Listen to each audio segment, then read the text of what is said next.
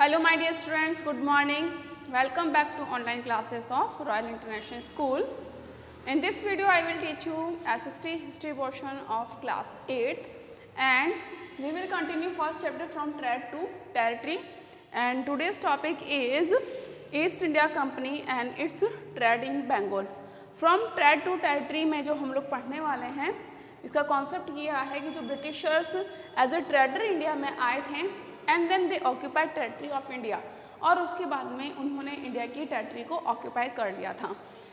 England से आई थी ये ईस्ट इंडिया कंपनी, और जो यूरोपियन कंट्रीज़ थी, अदर यूरोपियन कंट्रीज़ जो थी उसमें जो फ्रांस थी, डचेस थी, और इन अदर यूरोपियन कंपनीज़ को इन्होंने डिफीट किया, और इनको डिफीट करते हुए ब्रिटिशर्स यानी कि east India company establish that supremacy in India, and after that they started to interfering in the Nawab in the internal issues of India, कि जब इन्होंने यूरोपियन कंपनीज़ को क्या कर दिया था, यहाँ से हटा दिया था, एलिमेंट कर दिया था, उनको रिमूव कर दिया था, उनको हरा दिया था, and they establish their supremacy in India. और इंडिया में जब इन्होंने अपनी सुपरमेसी स्टैब्लिश कर ली थी एंड ये ग्रेजुअली क्या करने लगे थे, they started to increase the interfere in the internal matter of India, India के इंटरनल मैटर पर भी इंटरफेयर करने लगे थे। और इस टॉपिक में जो हम पढ़ने वाले हैं कि इंडिया की जो कंपनी है ईस्ट इंडिया कंपनी, वो कहाँ पर इस्टेब्लिश हुई थी और कैसे कैसे उसका ट्रेड बंगाल में हुआ था। तो पेज नंबर हमारे 12 पर दिया है, the first English factory was set up on the bank river of Hooghly in 1651। 1651 में, इन 1651 ऑन द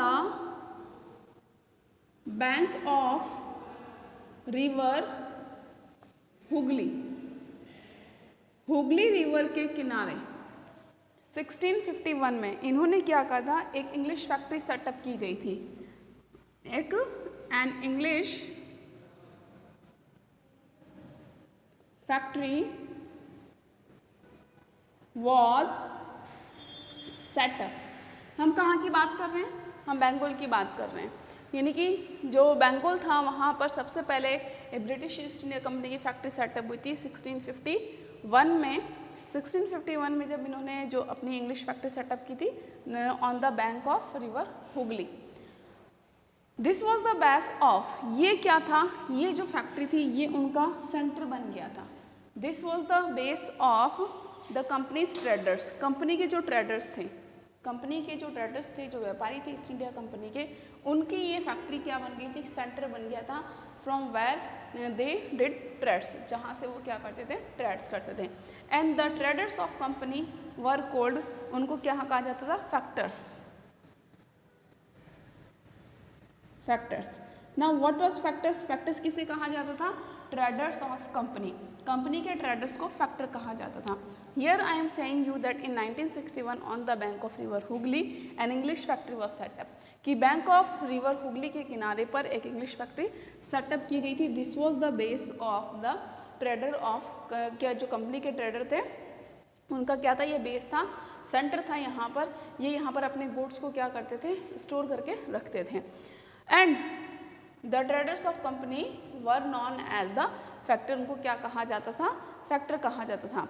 अब हम बात कर रहे हैं पेज नंबर 30 पर, the factory had a warehouse, इस फैक्ट्री में एक क्या होता था, वेयर हाउस होता था।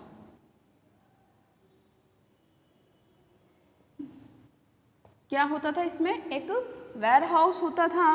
वेयर हाउस में वेयर गुड्स फॉर, जहाँ पर गुड्स स्टोर किया जाता था, सामान स्टोर किया जाता था फॉर एक्सपोर्ट, एक्सपोर्ट के लिए। तो यहाँ पर हमने तीन बातें जानी कि फैक्टर्स किसे कहते थे और वेयर हाउस क्या था। तो फैक्टर्स तो ये था कि उस टाइम पर जो कंपनी के ट्रेडर्स थे, companies traders at that time known as the factors, और ये जो था English factory which was set up on the bank of river Hooghly in 1651, उनका वो क्या बन गया था, बिकेम सेंटर, एक सेंटर बन चुका था फ्रॉम विच, जहाँ से ये कंपनी के ट्रेडर क्या करते थे, ऑपरेट करते थे, अपने ट्रेड या बिजनेस को ये लोग करते थे। कंपनी या English factory had a warehouse, इस फैक्ट्री में वेयर हाउस होता था, where goods were stored for export, यहाँ पर जितना भी सामान वगैरह है वहाँ पर वेयर हाउस में स्टोर किया जाता था, रखा जाता था, जिसको एक्सपोर्ट किया जाता था। Now and it had the offices where company official sat, और यहाँ पर वेयर हाउस के साथ साथ में क्या होता था, ऑफिस भी होते थे। क्या होते थे बेटा, ऑफिसेस भी होते थे, यानी कि ऑफिस होते थे जहाँ पर कंपनी के ऑफिशियल यानी कि कंपनी के अधिकारी बैठते थे। तो हम लोगों ने क्या पढ़ा है कि इंग्लिश फैक्ट्री में वेयर हाउस होता था, where goods were store for the export, and इसमें ऑफिसेस भी होते थे वेयर कंपनीज ऑफिशियल सेट, जहाँ पर ये लोग क्या करते थे, बैठा करते थे। As trade expanded, the company persuaded merchants and traders to come and settle near the factory. As trade expanded, जैसे ही ब्रिटिश ईस्ट इंडिया कंपनी का क्या हुआ, ट्रेड एक्सपेंडेड हुआ, बढ़ता गया, तो इन्होंने जो कंपनी के मर्चेंट्स थे, जो कंपनी के ट्रेडर्स थे, उनको क्या कहा कि आप यहाँ पर आओ, कहाँ पर, ये हुगली रिवर की जहाँ पर फैक्ट्री सेटअप हुई है, यहाँ पर आओ और यहाँ पर सेट हो जाओ। तो इन्होंने मर्चेंट्स एंड ट्रेडर्स को इनवाइट किया टू सेटल ओवर देयर, यहाँ पर बसने के लिए। क्यों? क्योंकि ट्रेड क्या हो चुका था, अब बढ़ चुका था। By 1696 it began building a fort around the settlement. जब लोग वहाँ पर रहने लगे तो इन लोगों ने 1696 के आसपास जब लोगों की आबादी बढ़ने लगी, ट्रेडर्स की, मर्चेंट्स की आबादी जब बढ़ने लगी, सेटलमेंट्स बढ़ने लगा, तो इन्होंने फोर्ट बनाना स्टार्ट कर दिए, यानी कि किले वगैरह बनाना स्टार्ट कर दिए थे। 2 years लेटर इट ब्राइब्ड। अब क्या हुआ, देखिए हमने ये जाना that in 1659 an English factory was set up on the bank of river Hooghly and it became a center। ये क्या बन चुका था, सेंटर बन चुका था for trade for the companies trader, company के ट्रेडर्स के लिए क्या बन चुका था, ट्रेड सेंटर बन चुका था। Okay, from where they operated, जहाँ से वो अपना काम किया करते।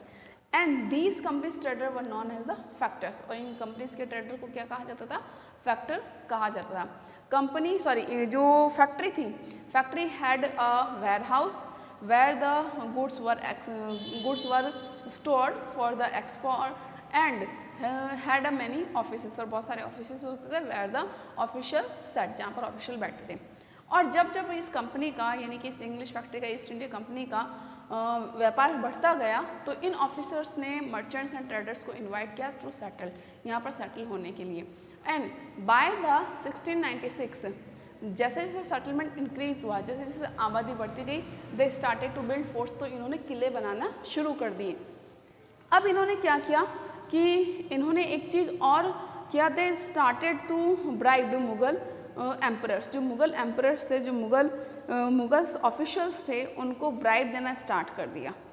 ब्राइब देना मतलब रिश्वत देना स्टार्ट कर दी, बिकॉज वो क्या चाहते थे कि उनका जो गुड्स हैं, उनका जो सामान है वो ड्यूटी फ्री हो जाए, and to get exclusive right, और उनकी कंपनी को कुछ एक्सक्लूसिव राइट यानी कि कुछ स्पेशल राइट्स मिले, प्रिविलेज मिले। प्रिविलेज यहाँ पर हमारी बुक में भी लिखा है कि प्रिविलेज मिले। तो 2 years लेटर, कि 1696 के 2 years लेटर, 2 साल के बाद में, it bribed Mughal official into giving the company zamindari right over 3 villages, यानी कि 3 गांव जो थे बंगाल में, उसके ऊपर इनको जमींदारी का अधिकार चाहिए था। And to get zamindari right over 3 villages they started to bribe Mughal officials. इन्होंने मुगल ऑफिशियल्स को, मुगल अधिकारियों को ब्राइब यानी कि रिश्वत देना शुरू कर दिया। क्यों कर दिया? To get the zamindari right on 3 villages, and out of 3 village there was 1 village of Kalikata, और एक विलेज का क्या नाम था बेटा? One of these was Kalikata. Later it was known as Calcutta, और इसी कलिकता को लेटर किस नाम से जाना गया? कैलकटा के नाम से जाना गया। और आज इसको किस नाम से जानते हैं? कोलकाता के नाम से। तो इस तरीके से जो 3 गांव की जमींदारी वो जो चाहते थे, 3 गांव की जो जमींदारी चाहते थे, उसमें से 1 विलेज कौन सा था? तो out of those 3 villages 1 village was Calicut, later known was किस तरीके से नाम है? कैलकता, और आज इसका नाम कलकत्ता के नाम से जाना गया। आज इसका नाम है कोलकाता, कोलकाता। कता। तो इस तरीके से उन्होंने ब्राइब करके मुग़ल ऑफिशियल्स को, मुग़ल ऑफिशियल्स यानी कि मुग़ल अधिकारियों को ब्राइब करके, इनकी रिश्वत देके दे got the zamindari right on 3 villages, और उनमें से एक कौन था? कलकत्ता था। It also persuaded the Mughal Emperor Aurangzeb to issue a Farman granting the company the right to trade duty free। अब ना उसी पहले तो रिश्वत दे करके इन्होंने क्या किया? 3 विलेजेस की जमींदारी ले ली। आफ्टर दैट इन्होंने यानी कि कंपनी ने, ईस्ट इंडिया कंपनी ने क्या किया? It also persuaded the Mughal emperor Aurangzeb, Mughal emperor Aurangzeb को भी इन्होंने परसुएडेड किया, यानी कि उनको प्रेरित किया टू प्रोवाइड फरमान, कि हमें क्या दे दें? फरमान दे दें। कि फरमान क्या था? एक स्पेशल आदेश होता है to issue a farman granting the company goods duty free. तो उस फरमान में क्या था कि कंपनी के गुड्स को ड्यूटी फ्री कर दिया जाए। तो पहले तो मुग़ल एम्परर्स को ब्राइब दे करके they get the zamindari right over the 3 villages. After that they also persuaded Aurangzeb, इन्होंने मुग़ल एम्पर औरंगजेब को परसुएडेड किया टू इशू अ फरमान, की एक फरमान इशू कर दे granting the company the right to trade duty free, कि वो उसमें कंपनी को क्या दे दे? Right to trade duty free, कि अब जो वो ट्रेड करें, अब वो जो उनका सामान एक्सपोर्ट इंपोर्ट हो वो ड्यूटी फ्री हो जाए। ड्यूटी फ्री का मतलब है अब किसी तरीके के उनके गुड्स पर कोई टैक्स उनको देना ना पड़े मुगल्स को, क्योंकि जिस time Britishers as a trader यहाँ पर आए थे तो मुगल्स का रूल था। तो उन्होंने परसुएड किया, क्या परसुएड किया कि कुछ मनी दी थी उन्होंने कि एक्सचेंज ऑफ 3000 रुपीज़, कि इन्होंने 3000 रुपये दिए थे मुग़ल एम्परर्स को, और in the exchange of 3000 rupees they got the Farman, in that they got the special right duty free trade. इनको स्पेशल राइट मिला ड्यूटी फ्री ट्रेड का। ड्यूटी फ्री ट्रेड का मतलब होता है कि जब अब वो जो बिज़नेस करेंगे, अब वो जो व्यापार करेंगे, उस पर कोई टैक्स नहीं लगेगा। ओके, अब क्या होता है? When East India Company got the फरमान, जब ईस्ट इंडिया कंपनी को फरमान मिल गया, मतलब जब उनका जो बिज़नेस है या उनका ट्रेड है बिकेम ड्यूटी फ्री, अब उनका ट्रेड ड्यूटी फ्री हो चुका था, दे स्टार्टेड या उनका इंटरफेरेंस इंक्रीज़ हो गया इन बंगाल। अब बंगाल में उनका क्या हो गया? इंटरफेरेंस इंक्रीज़ हो गया। यहाँ पर भी लिखा है कि जैसे ही, तो after the obtaining farman from the Mughals, Mughal से जब उनको फरमान मिल गया था तो East India company started increasing the interference in Bengal. तो बंगाल के इंटरनल मैटर में उन्होंने अपना इंटरफेयर करना स्टार्ट कर दिया। अब स्टार्ट कैसे कर दिया कि इन्होंने प्रेशर करते रहे फिर से। The company tried continuously to press for more concession and the manipulate existing privilege. Manipulate करना मतलब चेंजेस करना, बदलाव करना। तो जब इनको फरमान मिल गया, इन्होंने बंगाल में बहुत ज़्यादा इंटरफेयर करना स्टार्ट किया। कंपनी कंटिन्यूसली प्रेशराइज कर रही थी, तो the company tried continuously to press concession, वो और से और ज़्यादा छूट चाहती थी। अब ड्यूटी फ्री हो गया उनका ट्रेड, उसके बावजूद भी उनको और छूट चाहिए थी। और छूट का मतलब उनको और एरिया चाहिए था ट्रेड करने के लिए, कि हम यहाँ से भी ट्रेड कर लें, वहाँ से भी ट्रेड कर लें। And they also wanted to manipulated privilege, जो उनको प्रिविलेज मिला था, जो स्पेशल राइट्स मिले थे, कि उनको 38 विलेजेस का जमींदारी राइट मिला, उनके टैक्सेस ड्यूटी फ्री हो चुके थे, इनमें भी और ज़्यादा चेंजेस चाहिए थे, उनको और ज़्यादा स्पेशल राइट्स चाहिए था। तो अब क्या हुआ कि औरंगजेब्स फरमान, जैसे कि औरंगजेब के फरमान ने had granted only the company the right to trade duty free, कि औरंगजेब का जो फरमान था उसमें सिर्फ इतना लिखा था कि only company get right to trade duty free, कि सिर्फ कंपनी को ही अधिकार मिला है कि the company the right to trade duty free, कि उसमें फरमान में क्या दिया गया है कि कंपनी को ही जो ट्रेड करेगी वो ड्यूटी फ्री होगी। लेकिन जो प्राइवेट मर्चेंट्स थे, जो कंपनी अपना व्यापार अलग कर रही थी, इसके अलावा जो प्राइवेट मर्चेंट्स थे, they did not receive duty free the right to duty free trade, उनको ड्यूटी फ्री ट्रेड का कोई भी राइट नहीं मिला था।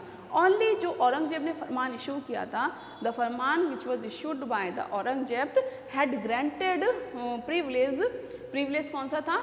Duty free trade was given to the only company.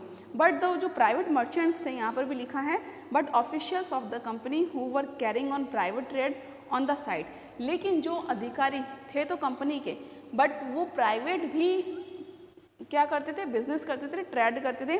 But officials of the company who were carrying on private trade, जो कि अपना प्राइवेट चलाते थे, प्राइवेट ट्रेड चलाते थे, on the side were expected to pay duty. लेकिन उनको तो ड्यूटी पे करनी पड़ती थी, उनको टैक्स देना पड़ता था। तो हमने अब तक ये जाना कि जैसे ही कंपनी सेट हो गई, उसका ट्रेड बढ़ने लगा, और तो उन्होंने मर्चेंट्स और ट्रेडर्स को इनवाइट किया टू सेटल देयर, और जब सेटलमेंट बढ़ने लगा they started to build forts, उन्होंने फोर्ट्स यानी कि किलेबंदी करना शुरू कर दी। आफ्टर दैट उन्होंने रिश्वत दे दे करके जमींदारी राइट्स ले लिए विलेजेस के, और मुगल एम्परर्स को रिश्वत देकर यानी कि अमाउंट ऑफ मनी, कुछ पैसा वगैरह दे करके उन्होंने अपना ट्रेड ड्यूटी फ्री भी करवा लिया, यानी कि एक साथ ही उनको टैक्स दे दिया, कुछ अमाउंट, बड़ा अमाउंट एक साथ ही दे दिया। उस टाइम पर जो अमाउंट दिया था वो ओनली 3000 रुपीज़ ही दिए थे, मतलब एक बड़ा अमाउंट दे करके तो उन्होंने अपना पूरा ट्रेड ड्यूटी फ्री करवा लिया। बट ये ड्यूटी फ्री होने का जो ट्रेड था ये सिर्फ कंपनी को मिला था। एंड द ऑफिशियल्स, लेकिन जो कंपनी के और जो अधिकारी थे, हु कैरिंग ऑन, जो कि चलाते थे प्राइवेट ट्रेड ऑन साइड, जो अपना साइड में प्राइवेट ट्रेड चलाते थे, उनको they had to pay duty, उनको तो टैक्स देना पड़ता था। अब कंपनी को टैक्स फ्री हो गई। अब ये जो ऑफिशियल्स है जो अपना private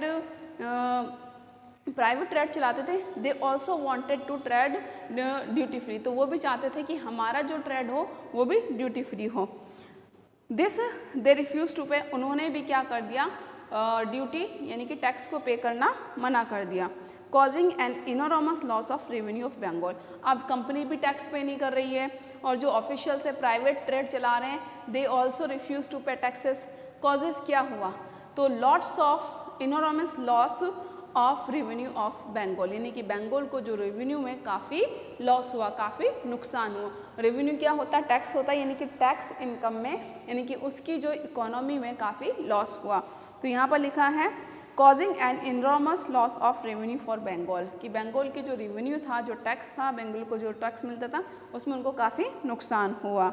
this made the Nawab of Bengal Murshid Ali Khan rise up in protest, और इसकी वजह से क्या हुआ, when Bengal's Nawab started to face economic crisis, जब उनको इकोनॉमिक क्राइसिस फेस करनी पड़ी, because now company also became the duty free, और जो ऑफिशियल्स थे they also refuse to pay duty, उन्होंने भी ड्यूटी देना मना कर दिया था। That's why the Nawab of Bengal started to face economic crisis, तो उनको काफ़ी इकोनॉमिक क्राइसिस यानी कि इकोनॉमिकली प्रॉब्लम का सामना करना पड़ा। Now they started, Nawab of Bengal started protest company, अब उन्होंने क्या करना स्टार्ट कर दिया कि इन लोगों ने कंपनी को प्रोटेस्ट करना स्टार्ट कर लिया, और फाइनेंशियल डिस्प्यूट्स जो है वो काफ़ी अराउज होने लगे। तो किसके, मुर्शिद कुली खान के बाद में जो उनका जो सन बना वो कौन बना, अलीवर्दी खान। मुर्शिद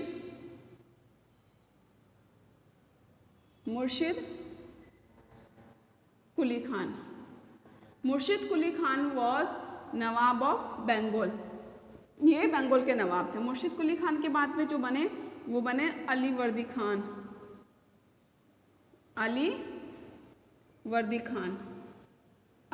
खान की जो डेथ हुई थी वो 10 अप्रैल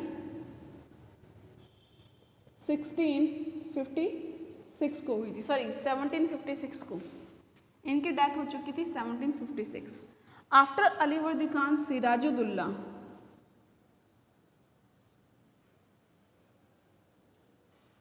सिराजुद्दौला नवाब बना। कहाँ का नवाब थे ये बेटा, तीनों बंगाल के नवाब थे। बट यहाँ से डिस्प्यूट स्टार्ट हो जाता है। सिराजुद्दौला जो नवाब बना, लेकिन शौकत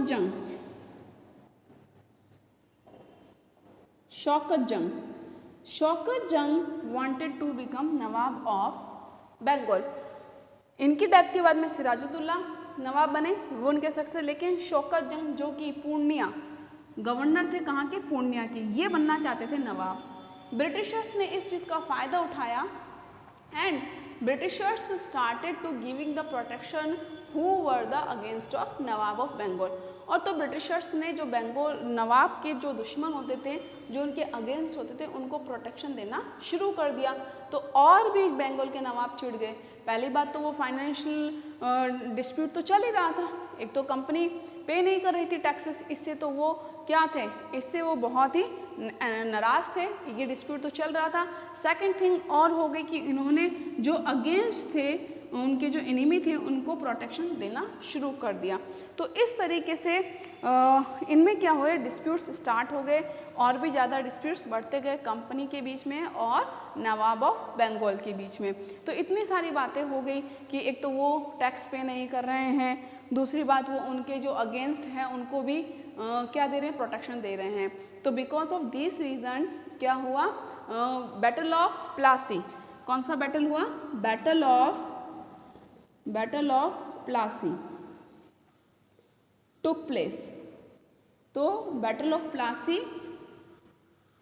हुआ, किनके बीच में हुआ, बैटल ऑफ प्लासी कंपनी के बीच में और नवाब ऑफ बंगाल सिराजुद्दौला। कौन सा था बेटा, Nawab of Bengal named Sirajuddaulah and East India Company के बीच में बैटल ऑफ प्लासी हुआ। कब हुआ, वो हुआ था 23 जून 1757। तो ये कंपनी का पहली लड़ाई थी इंडियंस के साथ में। इसके पहले उन्होंने यूरोपियन कंपनीज को ही डिफीट किया था, जैसे कि डच है, पोर्टुगीज है, फ्रेंच है, इन लोगों से ही वॉर वगैरह करके इनको एलिमिनेट किया था and they establish that supremacy. But इन लोगों ने धीरे धीरे इंटरफेयर करना शुरू कर दिया। They increase interference in the internal matter of the Bengal और उन्होंने they got the right of zamindari right on the villages और they stopped to pay duty, और उन्होंने ड्यूटी देना भी बंद कर दिया। एंड इससे क्या हुआ, इनको फाइनेंशियली काफ़ी नुकसान हुआ, रेवेन्यू लॉस काफ़ी हुआ और इसके साथ साथ में इनके अगेंस्ट जो थे उनको भी इन्होंने प्रोटेक्शन देना शुरू कर दिया। That's why dispute arouse between the company and Nawab of Bengal that cause battle of Plassey which took place on 23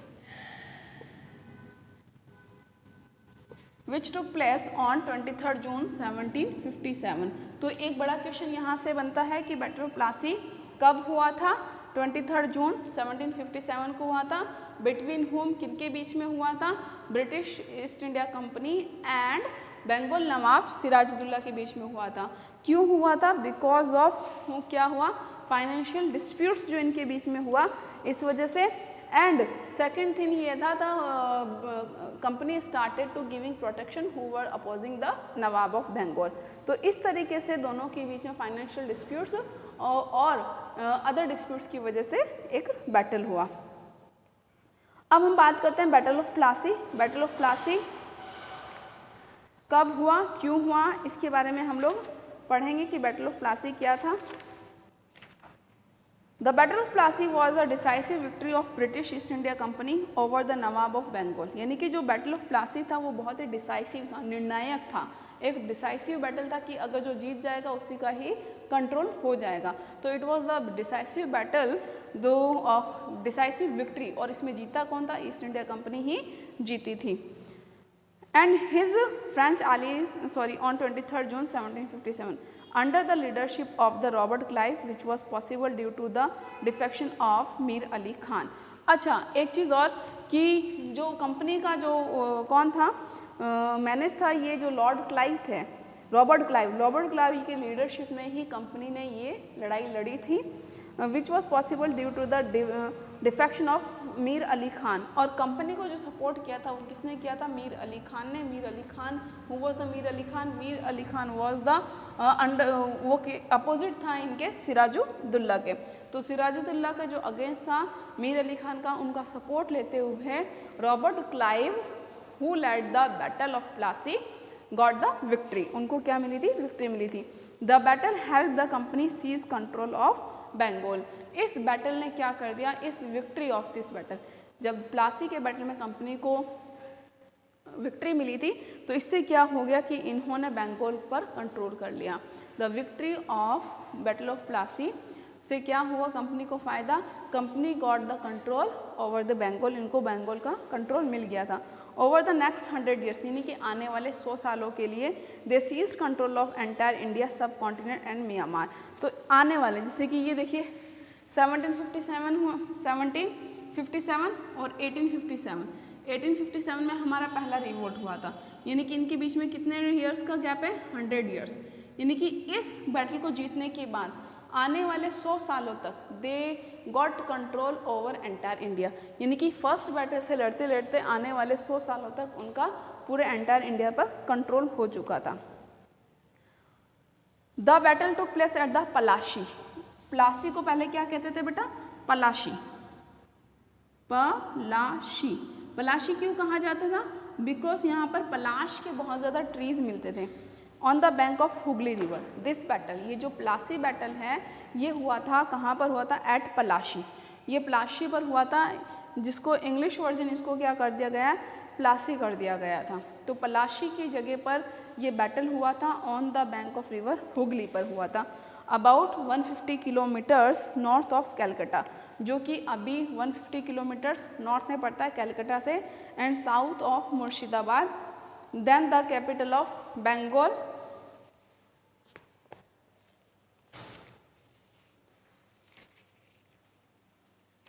The belligerents were the nawab Sirajuddaula, the last independent of Nawab of Bengal, और सिराजुद्दौला जो क्या थे, वो लास्ट इंडिपेंडेंट नवाब थे बंगाल के। After who became the Nawab of Bengal all were under the Britishers, वो सब किसके अंडर में काम करने लगे थे, all were under the control of Britishers.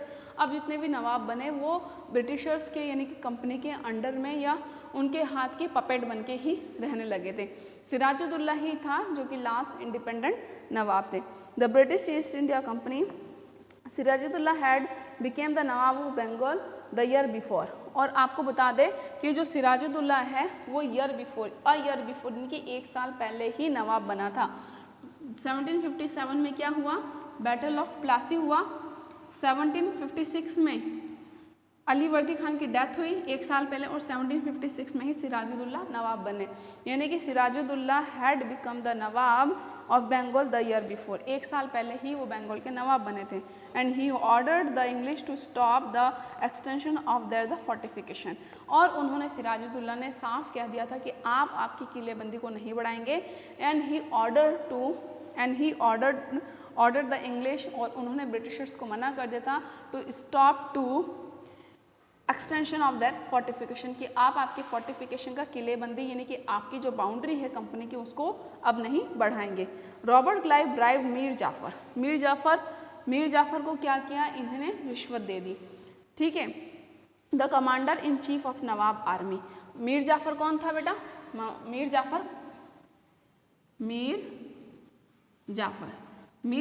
था बेटा इसका कमांडर इन चीफ, ठीक है, और इसको रिश्वत दे दी। And also promise him to make him Nawab of Bengal, और प्रॉमिस भी कर लिया मीर जाफर से कि सिराजुद्दौला के अगर against, if you are giving us favour against Sirajuddaula, then after Sirajuddaula we will make you nawab of Bengal, कि हम सिराजुद्दौला को हरा करके हम मीर जाफर को क्या बना देंगे, नवाब बना देंगे। तो इस तरीके से मीर जाफर ने क्या किया, रिश्वत ले ली, और किसके फेवर में चला गया, ये कंपनी के फेवर में चला गया। Clive defeat Sirajuddaulah at Plassey in 1757 captured Calcutta, और इस तरीके से जो रॉबर्ट क्लाइव थे, लीडर थे इस बैटल के, कंपनी के जो लीडर थे, इन्होंने क्या किया, बैटल ऑफ प्लासी जो हुआ था कंपनी और सिराजुद्दौला में, in this battle Sirajuddaula was defeated, वो हार चुका था।